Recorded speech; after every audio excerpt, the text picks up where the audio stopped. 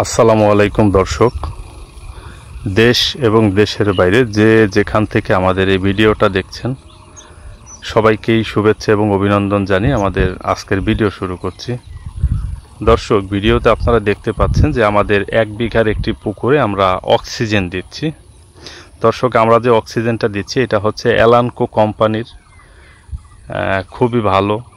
অক্সিজেনটাতে খুব ভালো কাজ করে। এ যাবৎ আসলে আমার মাছ চাষের অভিজ্ঞতায় আমি আসলে যত অক্সিজেনই ব্যবহার করেছি, ইওন গ্রুপের একটা অক্সিজেন আমি দেখেছি যে মোটামুটি খুব ভালো কাজ করে, এবং এলানকো কোম্পানির এই অক্সিজেনটা আমি দেখেছি যে দুর্দান্ত কাজ করে। এই জন্য এই দুইটা অক্সিজেন আমি ব্যবহার করি। কিছুদিন আগে আমি এই ছোট পোনার পুকুরটা প্রস্তুতের একটা ভিডিও দিয়েছিলাম দর্শক। তো আজকে আমাদের এই পুকুরটাতে দেখতে পাচ্ছেন যে অক্সিজেনের ব্যাগে করে এই যে পোনা যে পানিতে আমরা রেখেছি, টেম্পারেচার অ্যাডজাস্ট করার জন্য রেখেছি দর্শক। এই পুকুরটাতে আজকে আমরা দেশি সরপুঁটি মাছের পোনা দিচ্ছি। এটার ভিতরে আমরা দেশি সরপুঁটি মাছের পোনা দিচ্ছি 2 লক্ষ। আসলে আমাদের তো অনেকগুলা পুকুর, তো এই পুকুর থেকে আমরা নার্সিং করে পোনাগুলোকে একটু বড় করি এবং মাথার মাছগুলো আস্তে আস্তে করে বাছাই করে করে নিয়ে আমাদের বিভিন্ন পুকুরে আমরা ছাড়ি। দর্শক, আমাদের ছোট বড় সব মিলিয়ে প্রায় 23টা পুকুরের মতো আমাদের এখন বর্তমানে রয়েছে। ইনশাআল্লাহ ভবিষ্যতে আমাদের আরও আসলে প্রজেক্ট বাড়ানোর চেষ্টা আছে। তো দর্শক, এই রকমভাবে আসলে অক্সিজেন দেওয়ার একটা উদ্দেশ্য রয়েছে, সেটা হচ্ছে যে এই দেশি সরপুঁটি মাছের পোনাটা বিশেষ করে, এবং টাইটকেনি মাছ বা রায়েক মাছ বা দেশি সরপুঁটি মাছের যে পোনাটা, এই পোনাগুলো একটু খুবই সেন্সিটিভ। এগুলার যে অরিজিনাল পোনা সেগুলো পুকুরে অ্যাডজাস্ট হইতে একটু সময় নেয় এবং একটু কষ্ট হয়, কিন্তু একবার অ্যাডজাস্ট হয়ে গেলে খুব দ্রুতই আসলে এদের গ্রোথ চলে আসে এবং খুব দ্রুতই আসলে মাছগুলো বড় হয়ে যায়। তো খুব দূর দূরান্ত থেকে ময়মনসিংহে আমার এক ভাই আছে, রনি সাহেব ভদ্রলোক, আমার খুব কাছের একজন বড় ভাই এবং খুবই অনেস্ট একজন লোক। আমার দেখা এ যাবৎকালে মাছ চাষে একজন পোনা যারা আসলে তৈরি করেন তাদের ভিতরে যদি বলি যে আমার দেখা সর্বশ্রেষ্ঠ এবং অনেস্ট, খুব ভালো মনের মানুষ, উনি পোনা পাঠান। আমি আসলে নিঃসন্দেহে এবং দেখারও আসলে প্রয়োজন মনে করি না, বিশ্বাস করে ছেড়ে দেই পোনা পুকুরে। গণনা করেও আসলে আমার নেওয়ার কোনো প্রয়োজন মনে করি না, যে ওনার আসলে মেন্টালিটি এতটাই ভালো। এবং আমি যখনই আসলে পোনা উনি পাঠান, আমি নার্সিং করার পরে উনি যা পাঠান তার থেকে আরও বেশি পাই। নার্সিংয়েতে একটা পরিমাণ পোনা আসলে মাইনাস হয়ে যায়, তারপরও দেখা যায় উনি যা পাঠায় তার থেকেও আর অনেক সময় বেশিও পাওয়া যায়। এই জন্য আসলে ব্যবসা করতে করতে ভালো একটা সম্পর্ক এবং একটা বিশ্বাস তৈরি হয়ে গেছে, এবং উনি এ যাবৎ আসলে কখনই আমাদের সাথে ওইরকম কিছু করেননি। আর সব থেকে যেটা ভালো বিষয়, আমার ওনাকে সব থেকে ভালো লাগার কারণ হচ্ছে উনি আসলে কোয়ালিটি নিয়ে কাজ করেন। হ্যাঁ, আমিও যেমন আসলে কোয়ালিটি নিয়ে কাজ করতে পছন্দ করি, উনিও কোয়ালিটি নিয়ে কাজ করেন। কোটি টাকা দিয়েও আসলে ওনার কোয়ালিটি আসলে উনি কখনো নষ্ট করবেন না। ওনাকে দিয়ে কোয়ালিটি আসলে নষ্ট করানো সম্ভব না, এই জন্য আসলে ওনাকে খুব ভালো লাগে। তো উনি আমার একটা খুবই বিশ্বস্ত প্রতিষ্ঠান। ওনার কাছ থেকে আমি সবসময় আমার গুলশা ট্যাংরা, আমার কই মাছ যখন করি, কই মাছ, পাবদা, ট্যাংরা, দেশি সরপুঁটি, টাইটকেনি, আমার সব মাছের পোনা আমার ওই ভাই দেন। তো দর্শক, এরকম একটা পুকুরে আমরা যখনই পোনা ছাড়ি, শুধুমাত্র আমরা এই দেশি সরপুঁটি টাইটকেনি না, আমরা বিশেষ করে গুলশা ট্যাংরার পোনাও যখন এরকম ছোট জায়গায় ছেড়ে নার্সিং করার জন্য ছাড়ি, আমরা সবসময় এরকমভাবে এক্সট্রা অক্সিজেন দিয়ে নেই। এতে যেটা হয় যে খুব দূর দূরান্ত, ময়মনসিংহ থেকে ফরিদপুরের দূরত্ব অনেক বেশি, আমাদের ঠিকানাটা তো ফরিদপুরে। তো ফরিদপুরে থেকে ময়মনসিংহের দূরত্ব যেহেতু অনেক বেশি, এখানে একটা দীর্ঘ সময় আসলে এসির ভিতর করে মাছগুলো কিন্তু আসলে মাইক্রোতে করে আসছে। আসার পরে দেখা যায় পোনাগুলো যখন আমরা ছাড়বো তখন কিন্তু আসলে একটু অ্যাডজাস্টের সমস্যা হতে পারে। অনেক সময় দেখা যায় যে পোনা উপর দিকে উঠে মারা যায়, হ্যাঁ, আবার কিনারায় চেপে থাকে, কিনারায় চেপে অনেক সময় দীর্ঘ সময় খাবি খায়। তো এলানকো কোম্পানির এই অক্সিজেনটা 2 মিনিটের ভিতরে আসলে কাজ শুরু করে। আর এই অক্সিজেনটা দেওয়ার পরে যদি মাছটা ছাড়ি, মাছটা আর উপরে ভাসবে না, পুকুরের তলায় চলে যাবে। তো সেই ক্ষেত্রে আমাদের যে উপকারটা হবে, যে পোনার যে একটা মর্টালিটি হওয়ার যে সম্ভাবনা, সেটা কিন্তু আর থাকবে না। তো দর্শক, এখন আমরা পোনাগুলোকে এইভাবে কিছু সময় রাখার পরে ছেড়ে দেবো। এইবার রাখার উদ্দেশ্য হচ্ছে ব্যাগের ভিতরে তো আসলে অক্সিজেন আছে, এই অক্সিজেনের যে পানি সেটা কিন্তু অনেকটাই ঠান্ডা থাকে, এবং অক্সিজেনের পানি অনেক ঠান্ডা থাকার কারণে যখন আমরা আমাদের পুকুরে ছাড়ি, পুকুরে কিন্তু একটু টেম্পারেচার থাকবে, এটাই স্বাভাবিক। পুকুরের টেম্পারেচার অনেক সময় বেশি কম হতেই পারে। এই জন্য আমরা যে কাজটা করি, যে এই মাছটাকে যদি 10 মিনিট বা 15 মিনিট, আধা ঘন্টা 1 ঘন্টা রাখা লাগে না, অনেকে দেখি ঘন্টার পর ঘন্টা রেখে দেন, এটা আসলে বেশি বেশি করেন। কিছু সময় জাস্ট ফিউ মিনিটস যদি আসলে রেখে দেন, 10 মিনিট বা 15 মিনিট রেখে দিলে দেখা যায় যে মোটামুটি আল্লাহর অশেষ মেহেরবানিতে একটা অ্যাডজাস্ট যখন হয়ে যায় পুকুরের সাথে, তখন কিন্তু এই যে এইভাবে আসলে ব্যাগ খুলে খুলে যদি স্রোত দিয়ে ছাড়েন, তাহলে আর আসলে আশা করছি কোনো সমস্যাই হবে না। আর দেশি সরপুঁটি মাছটা বিশেষ করে যেই পুকুরে ছাড়া হয়, ওই পুকুরে খুব বেশি পরিমাণে প্রাকৃতিক খাদ্য তৈরি না করেই আসলে পোনাটা ছাড়া উচিত। বেশি পরিমাণে অতিরিক্ত যদি প্রাকৃতিক খাদ্য তৈরি হয়ে যায়, তাহলে পোনাটাকে অ্যাডজাস্ট করতে একটু কষ্ট হয়। আর যেই দিন ছাড়বে ওই দিন বিশেষ করে আসলে এক্সট্রা কোনো খাবার না দেওয়াটাই উত্তম। আর এরকম পোনা যদি ট্রান্সফার করতে হয় দর্শক, সবসময় একটা জিনিস খেয়াল রাখবেন, যেন প্রচণ্ড রোদের ভিতরে না হয়, একটু সকাল সকাল টাইমে আর্লি মর্নিংয়ে যদি করা যায় তাহলেই আসলে ভালো হয়। এখন সকাল ঠিকমতো আসলে এখনও রোদ ওঠেনি, খুব ভোর টাইম, আমরা এখনই এই পোনাগুলো ট্রান্সফার করতেছি দর্শক। তো আমরা একটু আপনাদেরকে পোনাগুলো দেখাচ্ছি যে আসলে পোনাগুলো সাইজ এবং পোনাগুলো দেখতে কীরকম। এগুলা সবই দেশি সরপুঁটি মাছের পোনা দর্শক। এইটা হচ্ছে আমাদের এলানকো কোম্পানির অক্সিজেন। এটা একটা ডিব্বার ভিতরে 1 কেজি থাকে, এরকম 250 গ্রামের 4টা প্যাকেট করে থাকে, এবং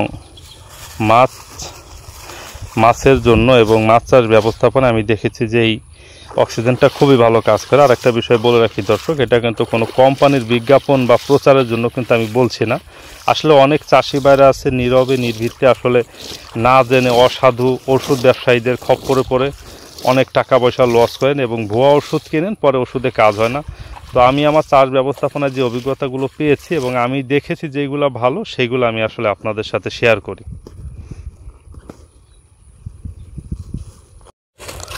দর্শক এইগুলা দেখেন আমাদের দেশি সরপুঁটি মাছের পোনা। এই ব্যাগের ভিতরে একটা পোনাও দেখেন দর্শক মারা যায় নাই। একটা বিষয় আছে যে পোনাটা আপনারা যখনই সংগ্রহ করবেন, খুব ভালো কোনো হ্যাচারির গুণগত মানসম্পন্ন আসলে যারা কোয়ালিটি নিয়ে কাজ করে, দাম যদি একটু বেশিও নেয়, তাদের কাছ থেকে সবসময় পোনা নেওয়ার চেষ্টা করবেন। এতে যেটা উপকার হয় যে এদের পোনার কোয়ালিটি যেমন ভালো, আসলে ব্যাগটা অক্সিজেন করার কোয়ালিটি, এবং এরা খুব সুন্দর, মানে একদম কম দামি কোনো ব্যাগ দিয়ে আসলে ব্যাগটাকে প্যাকিং করে না। দেখেন কত সুন্দর দামি দামি ব্যাগ দিয়ে আসলে প্যাকিং করে পাঠিয়েছে। এখানে বিষয় হচ্ছে যে যদি 2-1 হাজার টাকা বেশিও খরচা হয় সুন্দরভাবে প্যাকিং করতে গিয়ে, কিন্তু লক্ষ লক্ষ টাকার পোনা তো আসলে সেফ থাকলো। হ্যাঁ, এটা একটা ইম্পর্টেন্ট বিষয়।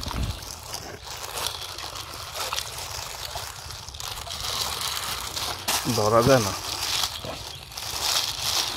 দর্শক, দেখেন সেই সুদূর ময়মনসিংহ থেকে আসছে পোনাগুলো, অথচ একটা পোনাও দেখেন যে মারা যায় না এবং হাত দিয়েও আসলে ধরা যায় না। দর্শক এইগুলা দেখেন আমাদের অরিজিনাল দেশি সরপুঁটি মাছের পোনা। এইগুলা কেজিতে প্রায় 7 থেকে 8 হাজার মাছ হবে, 7-8 হাজার, 8 হাজার করে হবে কেজিতে প্রায়। আর দর্শক আমি বলে রাখি যে সরপুঁটি মাছ কিন্তু আসলে 2 ধরনের হয়। একটা আছে যে চায়না সরপুঁটি বা থাই সরপুঁটি বলেন অনেকে। সেই থাই সরপুঁটিটা কিন্তু আসলে কম দাম, 150 থেকে 120 টাকা, 30 টাকা, 160 টাকা এর ভিতরে বিক্রি হয়। কিন্তু আমাদের অঞ্চলের মাছই এইগুলা। এই মাছগুলো এখন প্রায় বিলুপ্ত হয়ে গিয়েছে, এবং আগে একটা সময় নদী নালায় প্রচুর পরিমাণে ছিল এই দেশি সরপুঁটি মাছ, কিন্তু এখন আর অ্যাভেলেবেল ওইরকম নদী নালায় পাওয়া যায় না। এখন আর ওইরকম অ্যাভেলেবেল না পাওয়া যাওয়ার কারণে এই মাছগুলো অনেক বাজারে আসলে ডিমান্ডেবল, এবং এই মাছগুলোর বাজার মূল্য অনেক বেশি। আমরা আসলে সময় ভেদে বাজারজাতকরণের সঠিক সময় ভেদে আমরা কিন্তু এই বছর 520 টাকা 30 টাকা করেও বিক্রি করেছি ইলিশ মাছের অবরোধের সময়।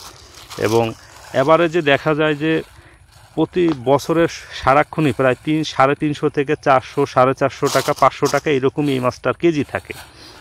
আর পুঁটি মাছ তো আসলে অনেক ধরনের হয়, নদীর আমাদের ন্যাচারাল সোর্সে যে পুঁটি মাছ থাকে, দেশি পুঁটি মাছ, তিত পুঁটি বলি, লাল পুঁটি বলি, থাই পুঁটি বলি, আর এইটা হচ্ছে অরিজিনাল দেশি সরপুঁটি মাছ। এই মাছের চাষ ব্যবস্থাপনাটা একটু এক্সপেন্সিভ। এটা আসলে হাই প্রোটিনের শিং, মাগুর, পাবদা, ট্যাংরা মাছের যে খাবারটা খায় সেই খাবার ছাড়া আসলে এই মাছ চাষ করা যায় না। ওই হাই প্রোটিনের খাবার খাইয়ে এই মাছগুলোকে চাষ করতে হয়। এবং কার্প মিশ্র চাষ ভেদে একক চাষও করা যায়, তবে কার্প মিশ্র চাষে এই মাছগুলো বেশি ভালো হয়। এখন এই পুকুরে আমরা কিছুদিন নার্সিং করে আমাদের কালচারের যতগুলো পুকুর আছে যে পরিমাণ শতাংশ প্রতি আমরা ছাড়ি ওইভাবে আসলে অল্প অল্প করে ছেড়ে দেয়। এবং অরিজিনাল দেশি সরপুঁটি মাছের যে পোনাটা সেটা লেজে একটা ফোঁটা থাকে এবং দেখতে আমাদের দেশি পুঁটি মাছের মতো লাগে। দর্শক, সেক্ষেত্রে কিছু অসাধু ব্যবসায়ী আছে যারা আসলে ক্রস ব্রিডিং করে পোনার জাতকে নষ্ট করে ফেলেন। বিশেষ করে আসলে অঞ্চল বলে আমি আসলে কারো বদনাম করতে চাই না। আমি প্রথম যখন এই মাছের পোনা এনেছিলাম কোনো জায়গা থেকে আমরা দেখেছি যে পোনাগুলো কিন্তু ভালো ছিল না। আমি একটা অঞ্চল থেকে একবার 4 লক্ষ পরিমাণে আমি টাইটকেনি মাছ বা রায়েক মাছটা এনেছিলাম, কিন্তু সেই মাছ কিন্তু বাজারে আমি ভালো মূল্য পাইনি। কিন্তু এই ভদ্রলোকের কাছ থেকে যখন থেকে আমি পোনা আনতেছি দেখা গেছে যে আমি খুব ভালো আসলে বাজার মূল্য পেয়েছি এবং অরিজিনাল মাছটাকে পেয়েছি। তো দর্শক, এই দেশি সরপুঁটি মাছ অনেক সময় দেখি যে আমাদের আড়তে আসে বিক্রি করার জন্য নিয়ে আসে অনেকে, কিন্তু আমাদের এই মাছের মতো লাগে না। সেই মাছগুলো একটু গোল গোল টাইপের এবং দেখতে আসলে অন্যরকম লাগে, অন্য মাছের সাথে ক্রস করা থাকে। থাই ফুটির সাথে অনেক সময় ক্রস করে এবং আসলে ব্রুড মাছকে এরা দ্রুত বড় করার জন্য গ্রোথ প্রমোটার বা নানান ধরনের ক্ষতিকারক জিনিস দিয়ে আসলে ব্রুড মাছকে এরা নার্সিং করে, যার কারণে ওই পোনার কোয়ালিটি ভালো হয় না এবং মাছটাকে দেখতে অরিজিনাল লাগে না। আসলে আপনি যখন বাজারে মাছ নিয়ে যাবেন, মাছের কোয়ালিটির উপরে কিন্তু দামের একটা বিষয় আসলে অনেকটাই গুরুত্বপূর্ণ। যে মাছ যদি ভালো হয় মানুষ কিন্তু আসলে অনেক টাকা দিয়েও সেই মাছ কিনতে প্রস্তুত থাকে, কিন্তু মাছের যদি কোয়ালিটি না থাকে, অরিজিনাল না থাকে, তাহলে কিন্তু সেই মাছ মানুষ অধিক টাকা দিয়ে কিনতে চায় না।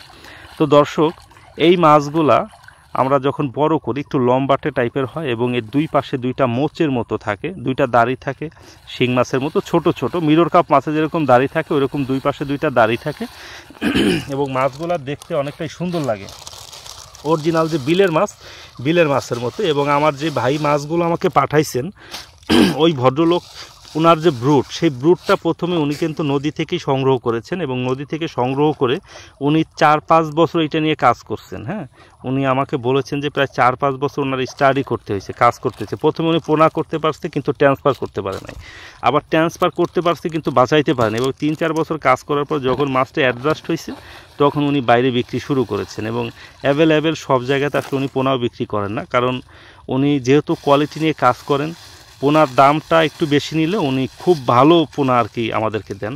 দর্শক, আমি একটু দেখাই আপনাদেরকে যে পোনাগুলা কীরকম এক সাইজ। দর্শক একটু খেয়াল করে দেখেন যে পোনাগুলা এক সাইজ, কোনো ছোট বড় সংখ্যা খুবই কম।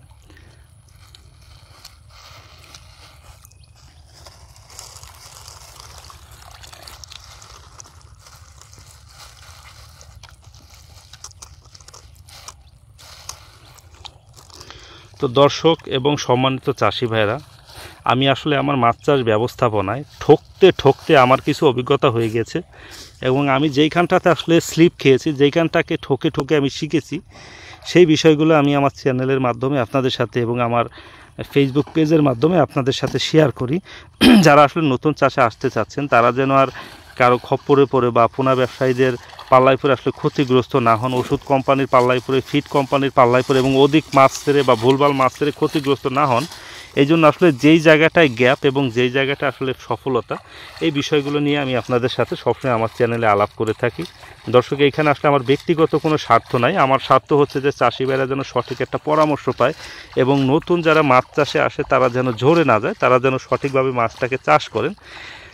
তো দর্শক এবং সম্মানিত চাষি ভাইরা, আমাদের এই ভিডিওটি দেখে যদি আপনাদের ভালো লাগে এবং বিন্দু পরিমাণ আসলে উপকার হয়, তাহলে ইউটিউব থেকে যারা আমাদের এই ভিডিওটা দেখছেন আমাদের চ্যানেলটাকে সাবস্ক্রাইব করে দিবেন এবং ফেসবুক পেজ থেকে যারা আমাদের এই ভিডিওটা দেখছেন আমাদের ফেসবুক পেজটাকে লাইক করে দিবেন। দর্শক, একটা বিষয় যদি আপনারা খেয়াল করেন যে আপনি যে পুকুরটাতে মাছ চাষ করেন সেই পুকুরটা তো পুকুরটাই, হ্যাঁ, এই পুকুরটাতে আপনি যদি খুব ভালো মানের পোনা ছাড়েন, ফিড যদি মোটামুটি খাওয়ান, তাহলেও কিন্তু মোটামুটি একটা রেজাল্ট আসবেন। কিন্তু আপনি যদি পোনার কোয়ালিটিটা ভালো না ছাড়েন, ধরেন পোনাটা যদি ভালো না থাকে এবং আপনি যদি পৃথিবীর সর্বশ্রেষ্ঠ ফিডও খাওয়ান, আপনি কিন্তু নিশ্চিত লস করবেন। এইখানে মাছ চাষের সব সবথেকে যেটা গুরুত্বপূর্ণ সেটা হচ্ছে যে ভালো পোনা সিলেকশন এবং উন্নত জাতের এবং সবথেকে বেস্ট কোয়ালিটির পোনা সিলেকশনটা হচ্ছে মাছ চাষের সর্বপ্রথম এবং প্রধান। তো এই জন্য দর্শক কখনো হিসাব করবেন না যে কম টাকায় পোনা কিনে ভালো জাতের পোনা কিনবেন না, এই কথাটা আসলে কখনোই আপনারা মাথায় রাখবেন না। তো যারা নতুন চাষি, আমি যখন শুরুর দিকে চাষ করেছি তখন কিন্তু আমরা এই ভুলগুলা করেছি যে এক জায়গায় পোনা পেয়েছি, এটা দাম বেশি, যেখানে কম সেখান থেকে নিয়েছি, ফলে দেখা গেছে যে রেজাল্টটা ভালো আসে নাই। আমরা সব সময় এখন যেটা করি যে পোনার দাম কত হবে এটা নিয়ে আসলে কোনো সময় আমরা চিন্তাই করি না।